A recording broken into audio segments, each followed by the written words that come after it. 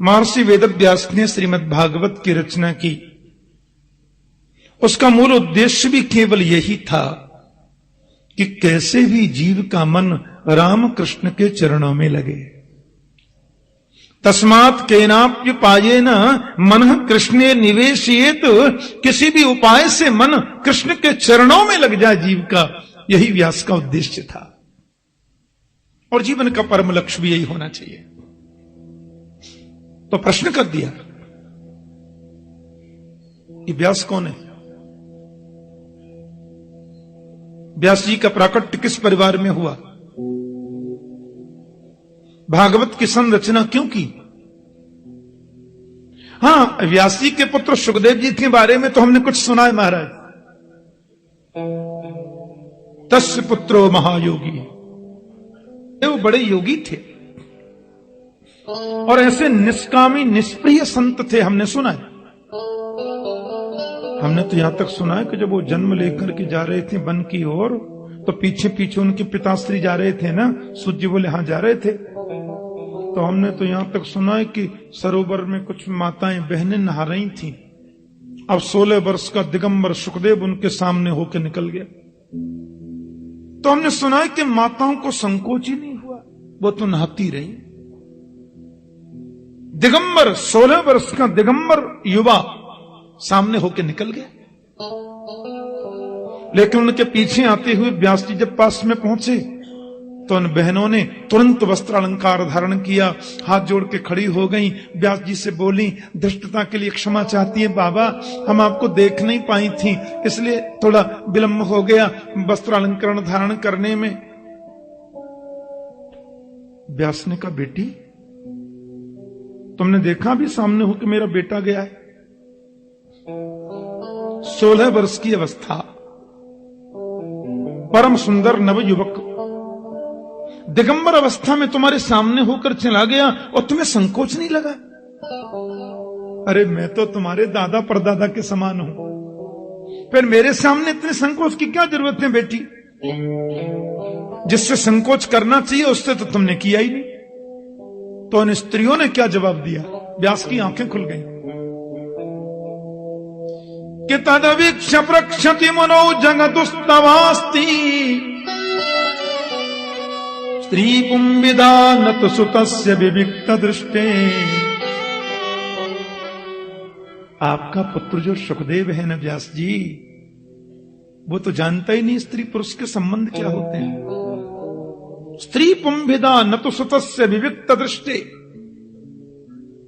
स्त्री पुरुष के संबंध क्या वो जानता नहीं। इतना महापुरुष है, उसके सामने 1000 वस्त्र कोई पहन लो तो भी कोई फर्क नहीं, और नंगे घूमते रहो तो भी कोई फर्क नहीं। वो जानता ही नहीं स्त्री क्या होती, पुरुष क्या होता, उनके संबंध क्या होते। व्यास ने कहा, हे भगवान, इतनी महान आत्मा है मेरा पुत्र, इतनी दिव्य दृष्टि है उसकी। व्यास जी लौट के चले गए। अब मैं पुत्र को लौटा के नहीं लाऊंगा। ऐसा महान जिसका पुत्र है, उन व्यास के बारे में आप विस्तार से बताइए। इतना महान कृष्ण रूप ग्रंथ जिन्होंने समाज को दिया, ये व्यास कौन है? सूत जी ने कहा,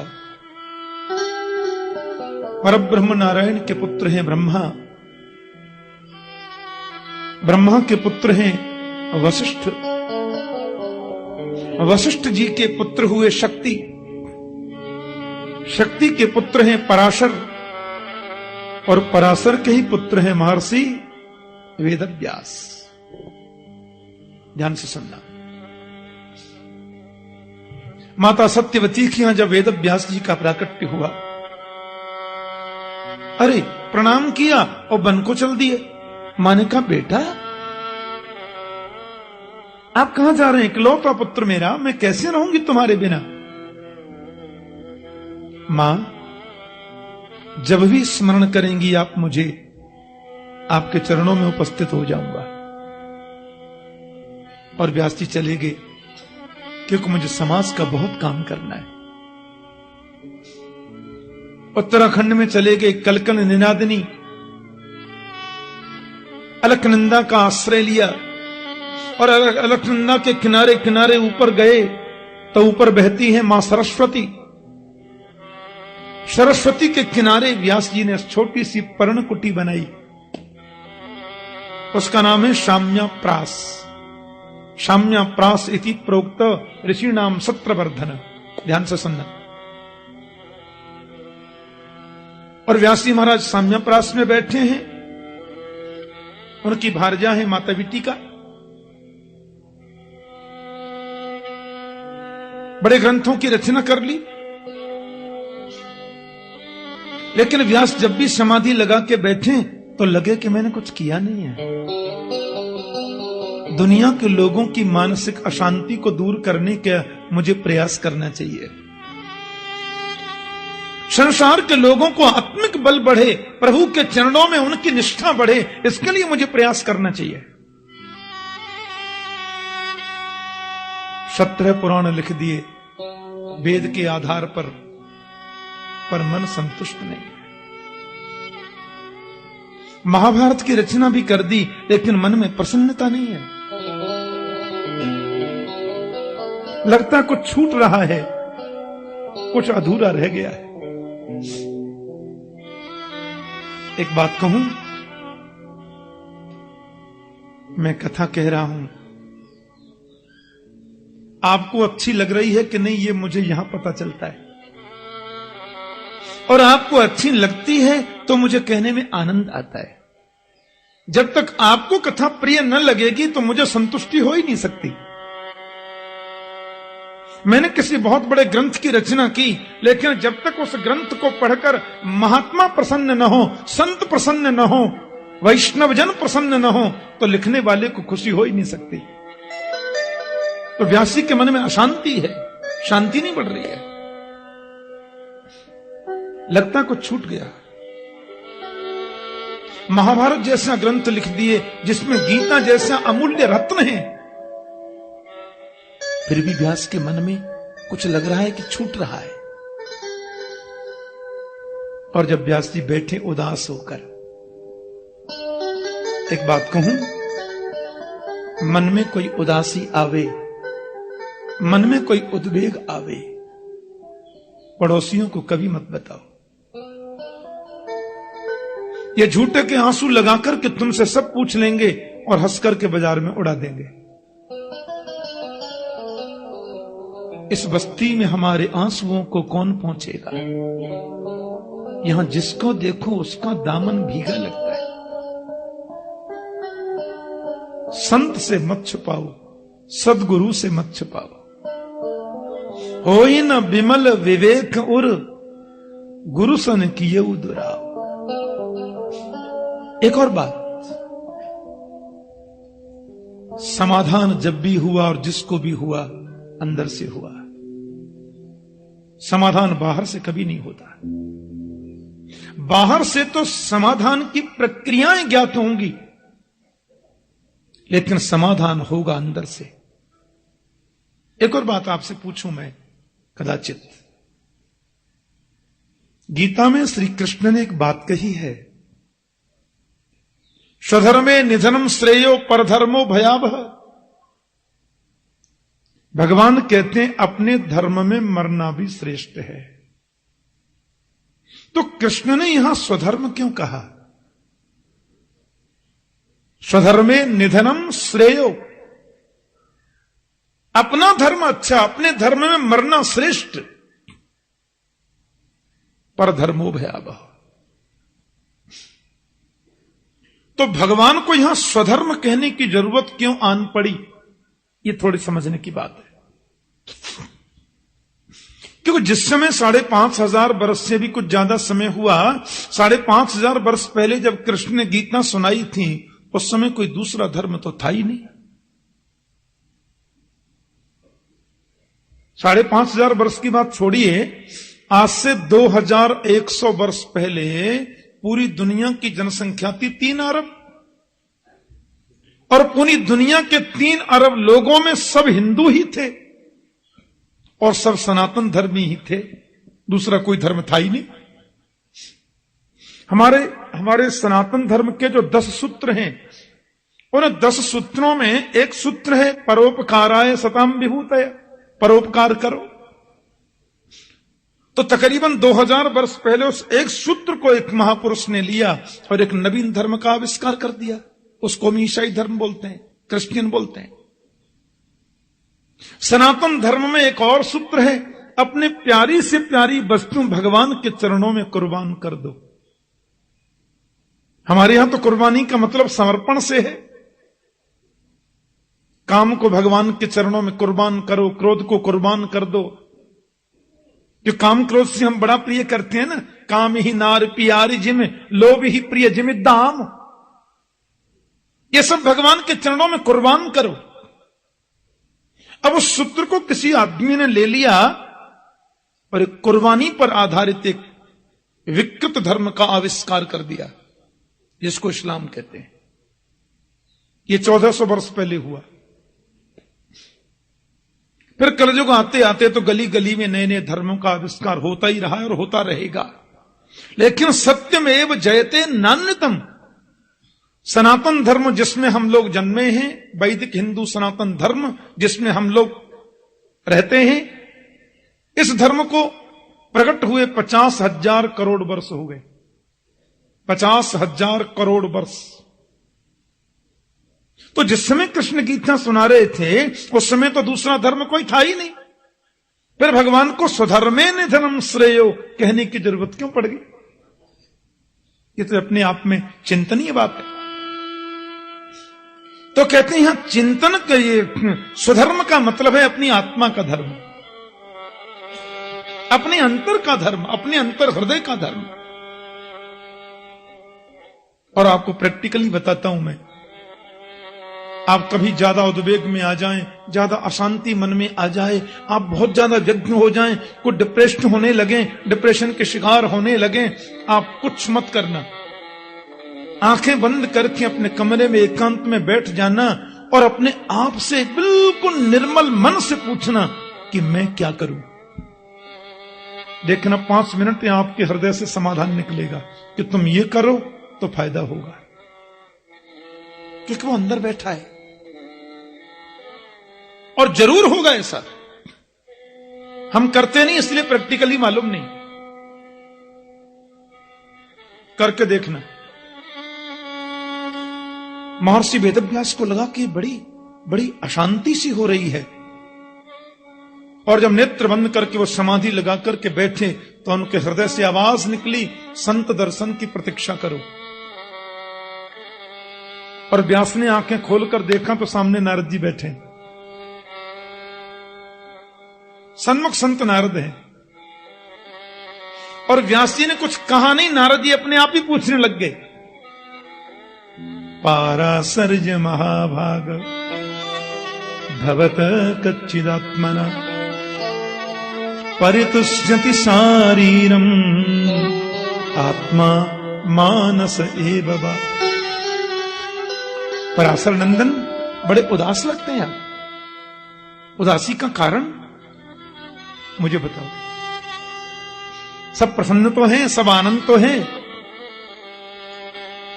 आप जैसा महान तपस्वी, आप जैसा महान ऋषि, आपकी उदासी तो दुनिया को उदास कर देगी महाराज। व्यास बोले आप सब जानते हैं, मैं क्या बताऊं। इतना सब कुछ किया पर मन में शांति नहीं है। तो व्यास जी ने वही बात कही जो मैं अभी कह रहा था। व्यास जी कहते हैं कोई कितना भी ऊंचा कवि सही, सज्जन पुरुष जब तक उसकी कविता की सराहना न करें उस कवि को संतोष नहीं मिल सकता। कोई कितना भी बड़ा परोपकारी क्यों न सही, महापुरुष जब तक उसके परोपकार की प्रशंसा न करें उस परोपकारी को भी सुख नहीं मिल सकता। सरोवर है, कमल के फूल खिले हैं, नीला नीला जल भरा हुआ है, अगाध जल, पर मैंने उसमें स्नान करने के लिए जब डुबकी लगाई और मेरे पैरों में कीचड़ लग गया तो मैं बोलूंगा ये जल ऊपर से अच्छा दिखता है, अंदर तो कीचड़ भरा है। तो व्यास जी कीचड़ भरे हुए जल में कौवे आ सकते हैं, हंस कभी नहीं आ सकते। तद बायशम तीर्थ मुशंति मानसा, नयत्र हंसा निरमंतु शिक्षया, ऐसा नारद जी कह रहे हैं। तद बायशम तीर्थम वसंती मानसा, वो कौओं का तीर्थ हो सकता है, कौए सरोवर में आ सकते हैं, पर जिन हंसों को मोती चुगने की आदत है, निर्मल जल में रहने का स्वभाव है, मानस सरोवर के राजहंस, वो कीचड़ के जल में कभी नहीं आ सकते। दास बोले मैं समझा नहीं।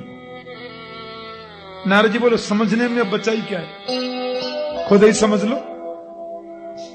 नारद बोले थोड़ा सा इशारा तो करो। तो नारद जी ने कहा आपने शास्त्र लिखे हैं, क्षमा करना व्यास जी, जिन लोगों को बिल्कुल शास्त्र में अभिमति नहीं है, जिनको बिल्कुल सत्संग सुलभ हो पाता नहीं है, ऐसे सांसारिक व्यवहारी विषयी जीवों के लिए कदाचित वो ठीक हो सकते हैं, पर उन शास्त्रों में कहीं कहीं आपकी लेखनी से थोड़ी भूल हो गई है।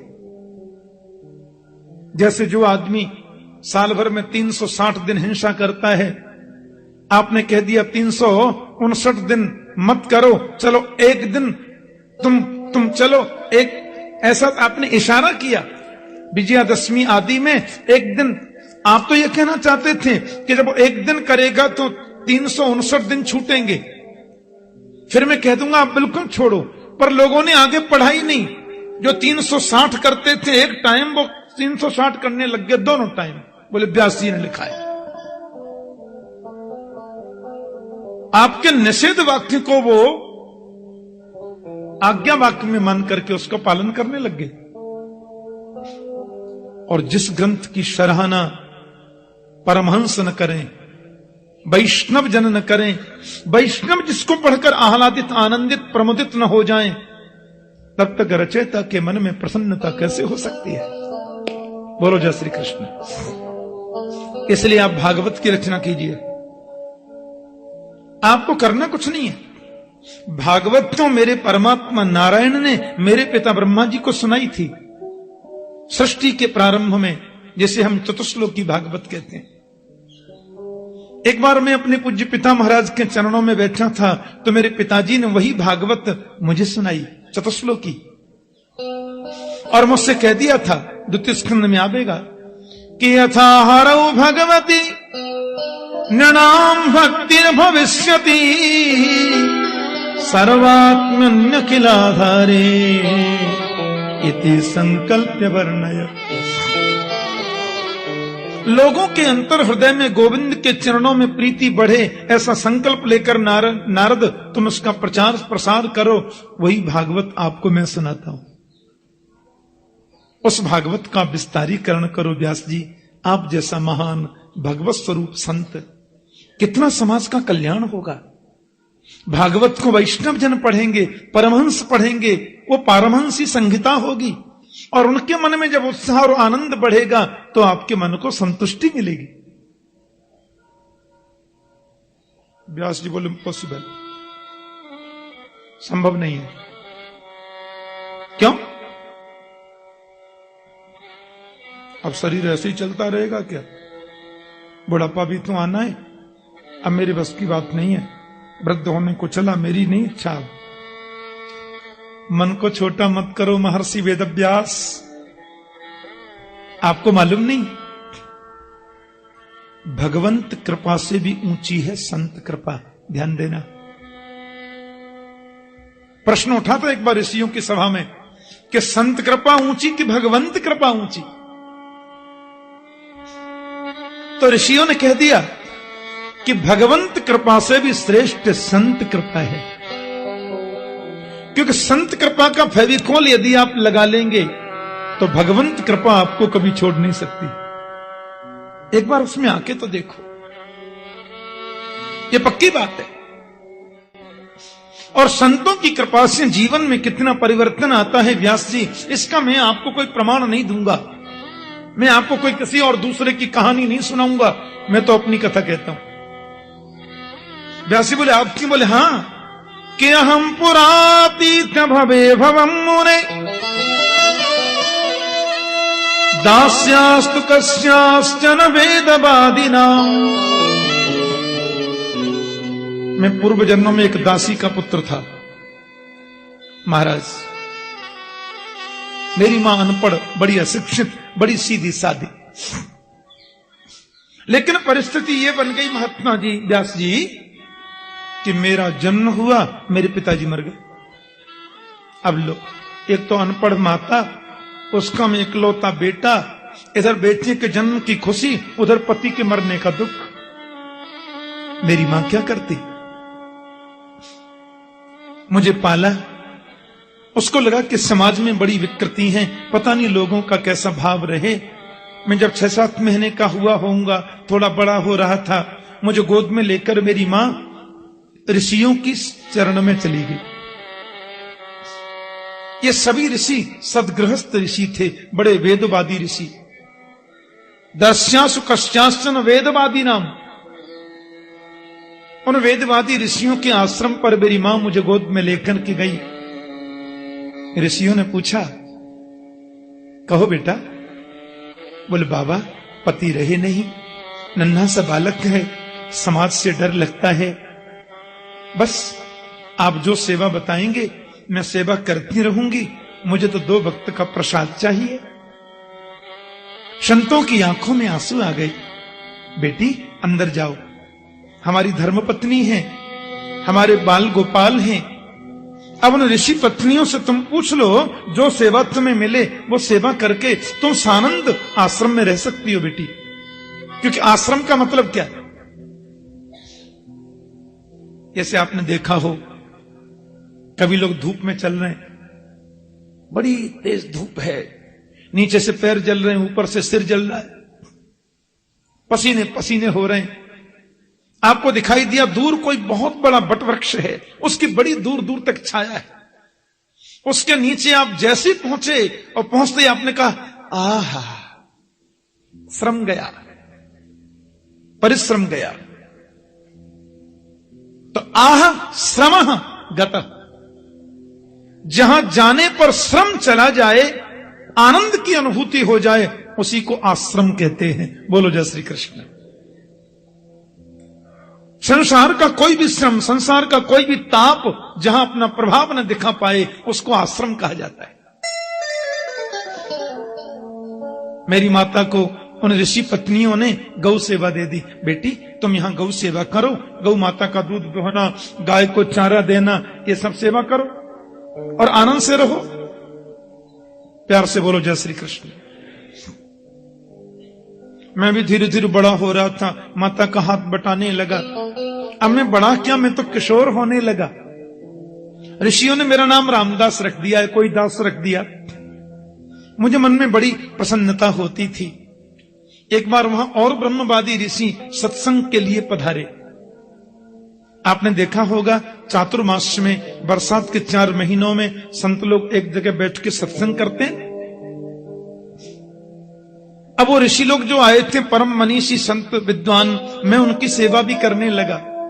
मुझे बड़ा प्यार करने लगे, बड़ा दुलार करने लगे, उनका आशीर्वाद मिलने लगा। संतों का आशीर्वाद मिले तो भगवंत आशीर्वाद तुम्हें खोजने की जरूरत नहीं है, वो ऑटोमेटिक आएगा। बोलो जय श्री कृष्ण। अब मुझे ऐसा लगने लगा कि कथा सुनते सुनते सुनते सुनते मुझे लगा कि संसार तो सपने है, दुनिया तो सपना है। कि कथा से जीवन में परिवर्तन आ गया और मैं उन संतों के चरण दबाता, उनके पत्तल पे जो शीत प्रसादी बचती। मुझे याद है मैं जब छोटा था ना, एक बार सुदामा कुटी में कथा की मैंने। ये बातें आज से 26 वर्ष पहले। सुदामा कुटी में एक संत थे, टाट बाबा, अब हैं कि नहीं मालूम नहीं। वो संत अपने चरणों में बीछियां पहनते थे, घुंघरू पहनते थे, इतनी लंबी दाढ़ी और टाट पहनते थे। मुझसे बोले मुझे कथा सुननी है। मैंने कहा बाबा सुनाएंगे। तो वहां कथा हुई। अब कथा महाराज वो मैंने उनसे पूछने, बाबा तुम्हारी लंबी लंबी दाढ़ी है, बीथियां काय को पहनो, चूड़ी काय को पहनो? तो संत बोले नहीं। तीसरे चौथे दिन मैंने पूछा, बाबा आपने मुझे बताया नहीं? उनकी आंखों में आंसू आ गए और मुझसे बोले, बेटा हम राम जी की सखी हैं, हमारे तो राम ही सर्वस्व हैं। मिथिला की उपासना है ना, तो सखी भाव है। अब शरीर की दाढ़ी है तो बनी रहो। मुझे आश्चर्य लगा, तो मैंने देखा वो कथा के बाद में भंडारा हुआ। भंडारा होता है, तो मैंने उन संत को अपनी आंखों से देखा। जब कथा पूरी हो गई और हजारों संत भंडारा पाने लगे, तो जब संत भंडारा पा चुके तो मैंने देखा वो संत सब संतों की पत्तल से एक एक पकौड़ी, एक एक कोई चीज उठा के दोना में ले रहे थे और उसको खा रहे थे। मैंने कहा बाबा ये, बोले शीत प्रसादी है, संत भगवान की प्रसादी। आज मैं यही पाऊंगा। कथा सुनी है ना, तो मेरा मन है आज शीत प्रसादी लूं। मैं तो देखता रह गया।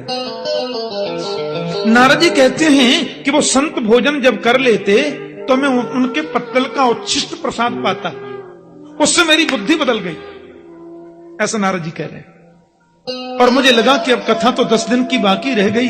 मैं चरणों में गिर के बोला, बाबा आप मुझे अपने साथ में ले चलिए, जंगल में मुझे छोड़ देना और कहीं ऐसे डाल देना, मैं तो भजन करूंगा। न जाने कैसे मेरी मां को पता चल गया, बाबा ले जाएंगे मेरे बेटे को। हाँ, मां रोकर बोली, बाबा मेरे पुत्र को ले मत जाना, मेरे बुढ़ापे की लाकड़ी यही है, मेरा जीवन में इसी के सहारे जी लूंगी। अब संत बड़ी दुविधा में पड़ गए बेचारे। बेटा कहते हैं मुझे छोड़ नहीं जाना, मां कहती है इसको ले नहीं जाना। बेटा कहता छोड़ गए तो मैं मर जाऊंगा, मां कहती ले गए तो मैं मर जाऊंगा। हे भगवान, संत बोले क्या करें। तो नारद जी कहते सब संतों ने मुझे पास में बुलाया। बोले वत्स जिद नहीं करते। हाँ, तुम जानते हो माता प्रथम गुरु होती है, अपनी मां की सेवा करो। ये मां बहुत भोली है, इसकी सेवा से तुम्हें परम आनंद मिलेगा। रही आध्यात्मिक जगत की बात, तो हम तुम्हें प्रभु से मिलने का मंत्र देखने जाते, और माताजी के शरीर का जब अंत हो जाए तो तुम स्वतंत्र हो बन जाने के लिए। अभी तो तुम मन को ही बन बनाओ। नारद जी कहते हैं वो जाने लगे तो मैंने उनके चरणों में प्रणाम करके पूछा, कुछ दे जाओ महाराज। तो संतों ने मुझे आशीर्वादात्मक मंत्र दिया। इसको बोलते हैं वासुदेव गायत्री। जैसे गायत्री मंत्र होता है ना, गायत्री मंत्र माइक पे बोलना मना है, इसलिए आपने देखा होगा कि पंडित जी लोग जब यज्ञ कराते हैं तो पूरे मंत्र वो जोर जोर से बोलते हैं, पर गायत्री मंत्र बोलने का टाइम जब आता है तो पंडित जी जो है वो मंत्र बोलते हैं मन ही मन में, खाली स्वाहा बोलते हैं जोर से बस। वेद का सर्वोच्च मंत्र है ना गायत्री मंत्र, उसको गोपनीय रखा जाता है, गुप्त रखा जाता है। तो जैसे वो गायत्री मंत्र है, ऐसे ये वासुदेव गायत्री मंत्र है, इसको बोल सकते हैं सब जगह। वैसे बोलना तो ये पवित्र अवस्था में चाहिए, पर उस गायत्री मंत्र की तरह इसमें इतने कठिन नियम नहीं है। उन संतों ने मुझे मंत्र दे दिया, नमो भगवते तुभ्यं वासुदेवाय धीमहि प्रद्युम्नाय अनिरुद्धाय नमः संकर्षणाय च। सुंदर मंत्र दे दिया। वासुदेव गायत्री नाम है इसका। एक बात कह दूं, ओम नमो भगवते वासुदेवाय, इस मंत्र का कलयुग में कोई 48 लाख बार जाप करे तो भगवान उसको दर्शन देते हैं। देखो ऐसा संतों ने आदेश किया है, ग्रंथों में लिखा है। ओम नमो भगवते वासुदेवाय मंत्र का 48 लाख बार कोई जाप करे तो गोविंद उसको दर्शन देते हैं। पक्की बात है, कन्फर्म। एक माता जी बोली, मारो के जाप है आपा तो कल से शुरू कर दे सिया। मैंने कहा क्या कहा माता? अजी महाराज कल से शुरू कर देते हैं, 48 लाख में कौन लगती है, कुछ तकलीफ थोड़ा ही है, भगवान तो मिल जाएंगे। मैंने कहा कर लो। कब से कर रही हो? बोले कल से शुरू कर देंगे। हमने कहा पर दूसरा नियम तो आपने सुना ही नहीं। मैया बोली क्या? मैंने कहा जब तक 48 लाख मंत्र पूरे न हो जाएं तब तक भोजन करना मना है। मैया बोली तो आपा को नहीं कर सका, हमारे बस की को नहीं महाराज, आपा को नहीं कर सका। मैंने कहा तो गुड़ का पुआ है क्या, डबल बेड पर पड़े पड़े ही जप लोगी? हां, 48 लाख जब तक पूरे न हो जाएं तब तक जमीन पर सोना चाहिए, केवल फल और दूध ले। काम क्रोध आदि को मन में आने मत दीजिए। 48 लाख पूरे नहीं होंगे उससे पहले गोविंद न मिल जाए तो जो कहो सो करेंगे। बोलो जय श्री कृष्ण। पर करो इस नियम से। मसरत डाल ली, डबल बेड पे पड़े, आधी माला जप ली, फिर चैनल बदल दिया, फिर आधी माला ये कर ली, फिर चैनल दूसरा देख लिया। ऐसे थोड़ी मिलेंगे। नारद जी कहते हैं संत मुझे मंत्र दे गए, मेरा बहुत बड़ा भाग्य था। और जब ये संत लोग जाने लगे मैं बहुत रोया, पर इस मंत्र ने मुझे बड़ी शक्ति दी। जपा सिद्धिर जपा सिद्धि, जपात सिद्धिर न संशय। मंत्र का जितना जाप करोगे ना, मंत्र तुम्हें अंदर की ताकत देगा। हां, मानसिक शक्ति, आध्यात्मिक शक्ति, आत्मिक शक्ति मंत्र देता है।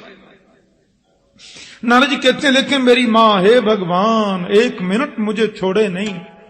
अरे रामदास कहां है, अरे मेरा पुत्र किधर है, अरे बेटा जाना नहीं। उसको लगता कहीं मैं भाग न जाऊं, क्योंकि मुझे बैराग्य चढ़ रहा था। व्यास जी एक दिन तो माला जपते जपते मैंने सोच लिया माता जी अब पधार जाएं तो ही ठीक है। हां, मुझे ऐसा सोचना नहीं चाहिए था, पर बैराग्य आ रहा था, सोच लिया सो मां मर गई। एकदा निर्गतां गेहं दुहंती निष्गम पथि, सर्वोपदस्तदा स्पृष्ट कृपणाम कालनोदित। एक दिन मेरी माता गाय धोने के लिए गई, सो मां को काले नागर ने डस लिया और माता जी मर गई। मैंने तो इनको भगवान का अनुग्रह समझा, सीधा वन में चला गया और वहां जाकर के इसी मंत्र का मैंने जाप प्रारंभ कर दिया। 2 मिनट मेरे संग बहुत भाव से गाइए। हो सकता है नारद जी के संग हमको ही थोड़ा दर्शन हो जाए। माता की गोद में बैठे, क्या पता मां कृपा कर दे।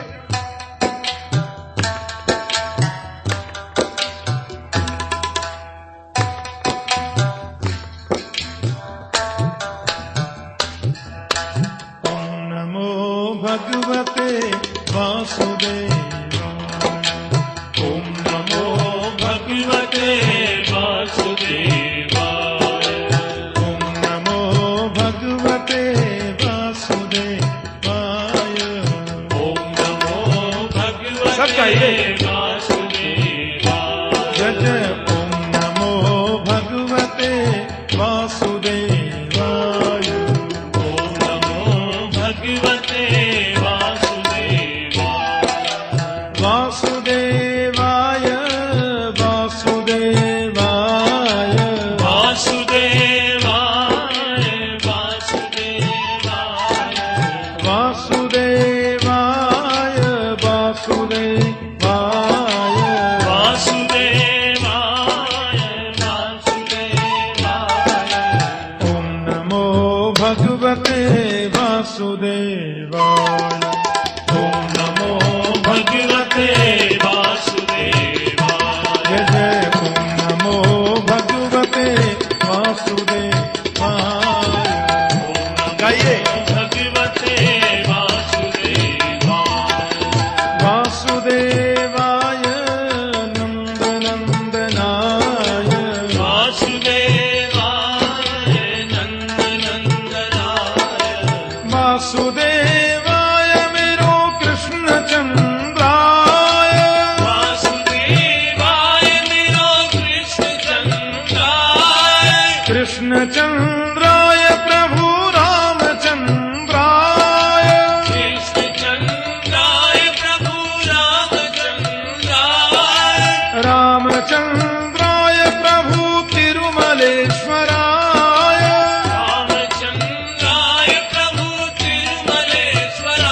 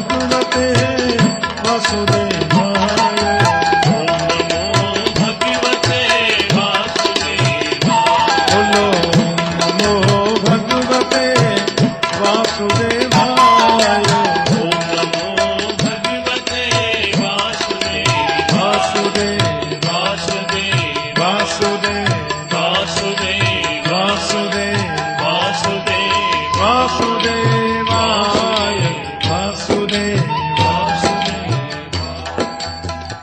मेरे हृदय में तो भगवान प्रकट हो गए, अंतर्धान भी हो गए, मैं रोया। भगवान बोले सक्रिय दर्शितम रूपम एतत् कामाय ते नघ मत काम शनकैर साधो सर्वान मुंचति श्रेयान। अगली बार मिलूंगा, अभी तुम्हारे संस्कार शेष हैं। कहते हैं सारी सृष्टि जब प्रलयंकाली समुद्र में लीन हो गई, मैं भी चला गया। देखो संत कृपा, सत्संग की कृपा, उस मंत्र जाप की कृपा। वही दासी का पुत्र बच्चा रामदास ब्रह्मर्षि ब्रह्मपुत्र देवर्षि नारद बन के आ गया। और मेरे हाथ में जो वीणा है वो भी तो प्रभु ने ही दी है। देवदत्त इमाम वीणाम स्वर ब्रह्म विभूषिताम। बताओ, संत कृपा से जब दासी पुत्र नारद बन सकता है तो आप भागवत क्यों नहीं लिख सकते? व्यास जी की समझ में आई। नारद ने 3 अंगुली हृदय से लगाई, संपूर्ण ज्ञान व्यास के हृदय में उमेल दिया और व्यास ने फिर भागवत की रचना कर दी समाधि लगा के। क्योंकि समाधि भाषा व्यासस्य, व्यास की समाधि भाषा है भागवत। फिर उन्होंने ये श्रीमद् भागवत सुखदेव जी को सुनाई। भगवान सुखदेव ने